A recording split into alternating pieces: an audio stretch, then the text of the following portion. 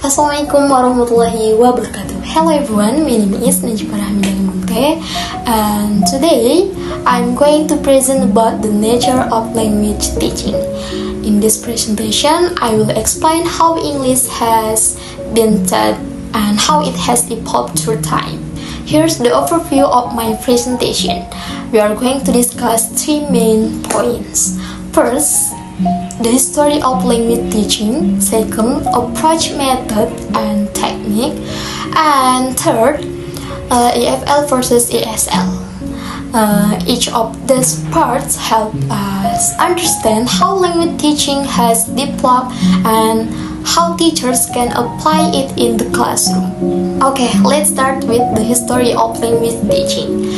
In the early days, the grammar translation method was used.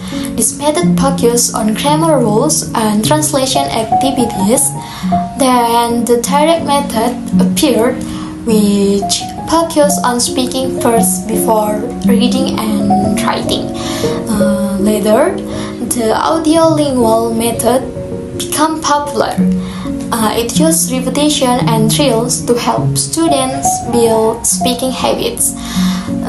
After that, there was total physical response or TPR, which means learning by doing, like students move and act while learning. And finally, communicative language teaching or CLT focus on real communication and interaction in the classroom.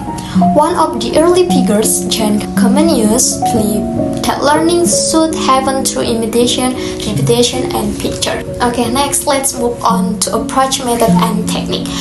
An approach is a theory about how people learn a language.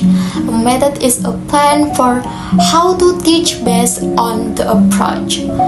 And a technique is the classroom activity that teachers use to apply the method. For example, if the approach is communicative, the method can be task-based learning, and the technique can be role play or fair work. So basically, the approach gives the theory, the method gives the plan, and the technique gives the action in class. Now let's talk about English as a foreign language or EFL, and English as a second language or ESL. EFL means English is learned in countries where English is not used every day, like Indonesia.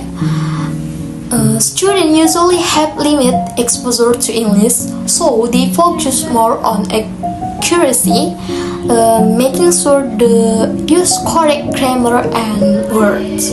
Meanwhile, ESL means English is used in daily life. Like in Singapore, learners use English every day, so the focus in on fluency or speaking naturally and confidently. So, here are the key takeaways from my presentation. Language teaching keeps evolving depending on theories and teaching context. Effective teaching combines a clear approach, a suitable method, and the right technique.